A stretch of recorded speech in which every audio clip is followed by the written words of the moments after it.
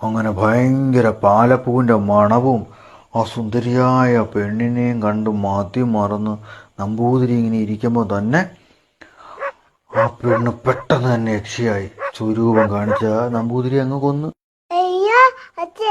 കണ്ടിട്ടുണ്ട്. പിന്നെ അച്ഛൻ കണ്ടത് രാത്രിയല്ലായിരുന്നു, അച്ഛൻ കണ്ടത് പകലായിരുന്നു. അപ്പൊ ഈ പാലപ്പൂവിന്റെ മണമല്ലായിരുന്നു, നല്ല മുല്ലപ്പൂവിന്റെ മണം. ചുറ്റും ആൾക്കാരും ഉണ്ടായിരുന്നു. അതിലൊരാള് എനിക്കൊരു ചരട് ജപിച്ച് എൻ്റെ കയ്യിൽ തന്നു. ഈ ചരട് ഞാൻ ആ യക്ഷിയുടെ കഴുത്തി കെട്ടി ആവാകി ചിന്നെടുത്ത്. അന്നേരം ഒന്നും മാറിയില്ല മക്കളെ. കുറെ നാള് കഴിഞ്ഞപ്പോഴല്ലേ തനി സ്വരൂപ അച്ഛൻ കണ്ടത്. എവിടുന്ന് മോളെ, ഈ പൂച്ചയുടെ കൈ കിട്ടിയ എലിയുടെ അവസ്ഥയാ. വെറുതെ ഇട്ട് തട്ടി കളിക്കല്ലേ. ഈ പുല്ലാണ് ഇട്ട് കൊല്ലത്തുമില്ല. എന്തോ അച്ഛനും മക്കളും കൂടി? അമ്മ അച്ഛൻ യക്ഷിയെ പിടിച്ച കഥയാ പറഞ്ഞേ. ആ മതി മതി, സമയം ഒരുപാടായി. മേപ്പാട തിരുമേനി മക്കളും കിടന്നുറങ്ങും.